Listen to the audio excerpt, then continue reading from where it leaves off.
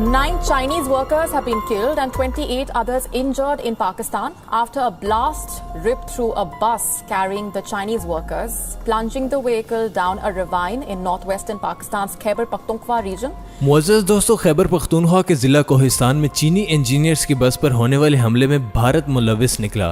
पाकिस्तानी और चीनी खुफिया एजेंसीज ने पाकिस्तान में मौजूद भारतीय एजेंट्स का खतरनाक तरीन नेटवर्क पकड़ लिया, जिसके बाद ऐसे इंकशाफात सामने आ रहे हैं कि भारतीय मीडिया की चीखें आसमानों को छूने लगी हैं।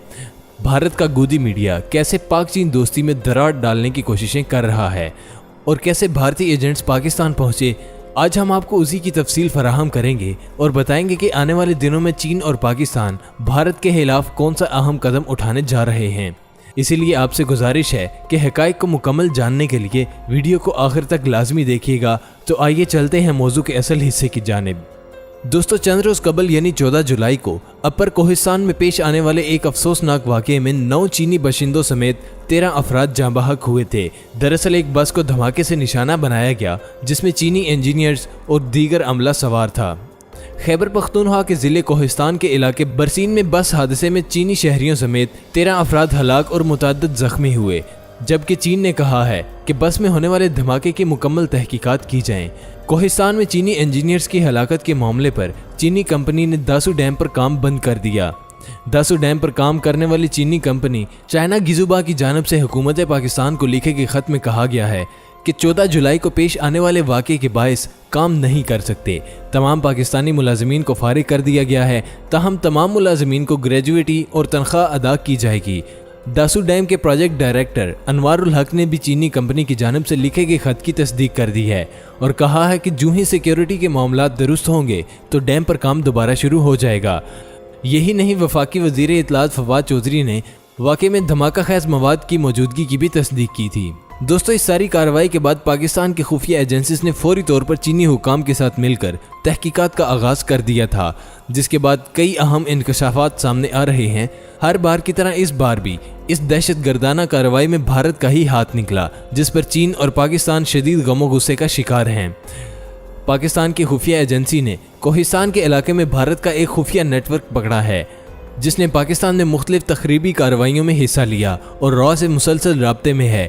पकड़े जाने वाले भारतीय कारिंदों ने एतराफ़ किया है कि उन्होंने कोहिस्तान में चीनी इंजीनियर्स की बस को धमाके से निशाना बनाया और उनका मकसद पाकिस्तान और चीन की दोस्ती को सबूताज करना है, जिसके लिए इन्हें खुसूसी तौर पर ट्रेनिंग दी गई थी।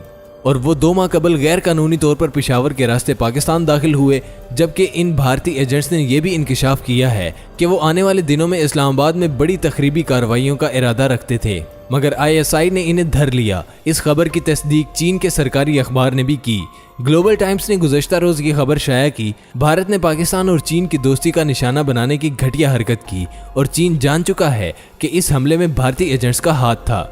पाकिस्तानी और चीनी खुफिया एजेंसीज ने बरवक्त कार्रवाई करते हुए भारत के नेटवर्क को पकड़ दिया है, लिहाजा भारत बेबुनियाद प्रोपेगेंडा करने से बाज रहे।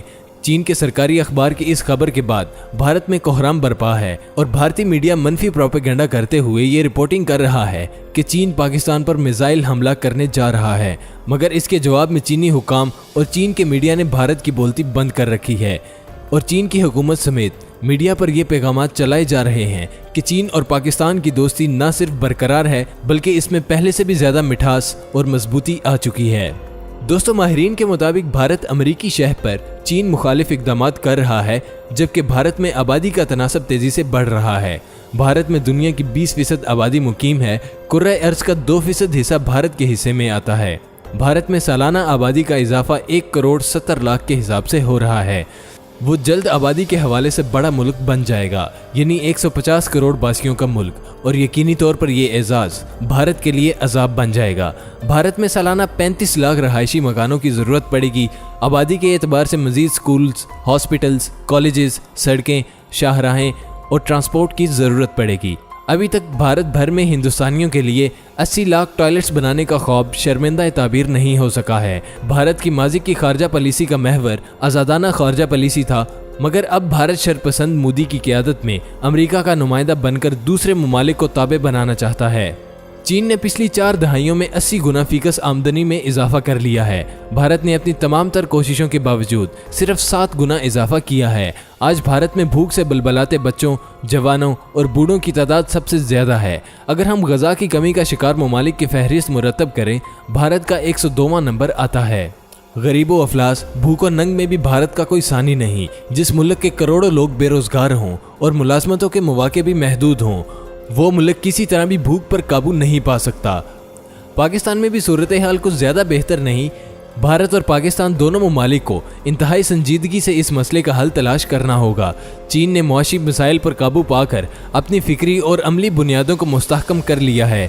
चीन अपना मुआशी असर व रसूख इंतहाई कामयाबी से अफ्रीका और लातीनी ममालिक में फैला रहा है। चीन की तामीर और तरक्की की फ़िलासफ़ी ये है कि जिस जगह सरमायाकारी करो, उस इलाके के बासियों को भी अपनी तरक्की में शामिल करो। जबकि इसके बरक्स साम्राज्यी ममालिक दुनिया में तरक्की के नाम पर जहाँ भी गए, वहाँ बर्बादी और बेरोजगारी की इबरतनाक दास्तानें छोड़ आए। दोस्तों, चीनी हुकाम ने हाल ही में ऐलान किया है कि अब चीन 19वीं या 20वीं सदी का चीन नहीं है, अब चीन 21वीं सदी का चीन है। ये सदी चीन की सदी है। चीन की कम्युनिस्ट पार्टी ने चीन को माशी तौर पर मुस्तहकम कर दिया है। चीन के अवाम अब चीन पर और चीनी क़यादत पर फ़ख्र करते हैं। चीनी सदर ने अपने कलीदी खिताब में पूरी जुर्रत और बहादुरी का मुजाहरा करते हुए अमेरिका को ललकारा और कहा कि चीन को धमकाने और ताबे करने के दिन गुजर चुके हैं।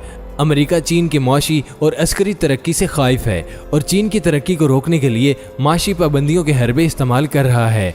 चीन के गिर्द घेरा तंग करने के लिए कोविड का खिलौना इस्तेमाल करना चाहता है। इस 4 मुल्क की इत्तेहाद में अमेरिका, भारत, जापान और इजराइल शामिल हैं। चीन के रोड एंड बेल्ट के मंसूबे के खिलाफ भी यही 4 ममालिक 3W का मंसूबा ला रहे हैं। G7 ममालिक के कंधे को भी चीन के खिलाफ इस्तेमाल करने के लिए इनको हल्लाशेरी दी जा रही हैं। चीन ने खिदमत और सरमायाकारी की पॉलिसी इख्तियार की।